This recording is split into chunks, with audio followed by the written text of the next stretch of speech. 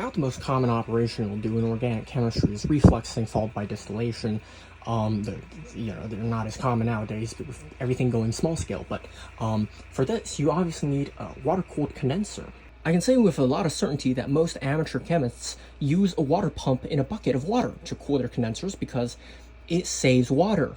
Because you're recirculating the water, you're not dumping it down the drain. And electricity is obviously cheaper, right? Well, if you haven't noticed, I have the overhead lights off, and that's because those 8 fluorescent bulbs consume about 500 watts continuously. And right now, it's peak demand hours, which means my electric cost is about double the usual amount per kilowatt hour. And I don't know if that pump's actually 25 watts. It could be 30 watts or 34 watts, depending on where I looked online, because the Chinese tend to underrate their pump values or electrical cost values. Now, if you have like a 5-watt pump, you don't need such a strong pump for this because I need to bring the water up a large distance. But you know, if you use a 5-watt pump, you'll just have to have it at bench level, but I don't like doing that because I've had problems with with siphoning, which floods everything. Either way, you get my point. This here is 100 milliliters of water per minute, and based off the highest cost of water, because water is charged based on how much you use. If you use a lot of water, they're going to charge you more because you're less efficient with it. This, at worst, again, worst, $4.50 per 100 cubic feet, is $55 per year if I just let it run continuously.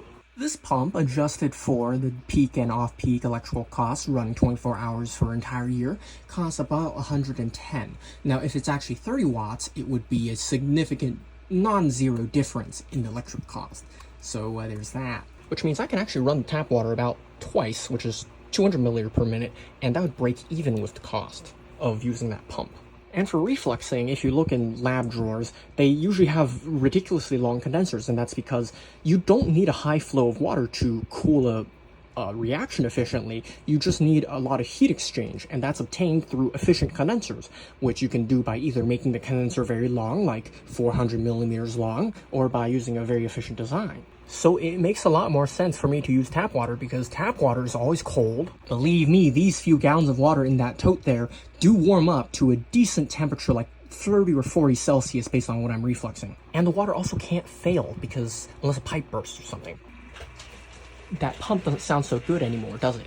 I have had these pumps fail randomly in the middle of a reaction. It was not nice. And if you're wondering, is that really enough water coming out of the tap? Yes, you can actually run a THF reflux 24 hours a day using this amount of water if your condenser is a decently sized one. And it's a condenser. The water coming out of here is only warm. It's not dirty. You can still save in a bucket and use it to wash glassware or mop your floor or something.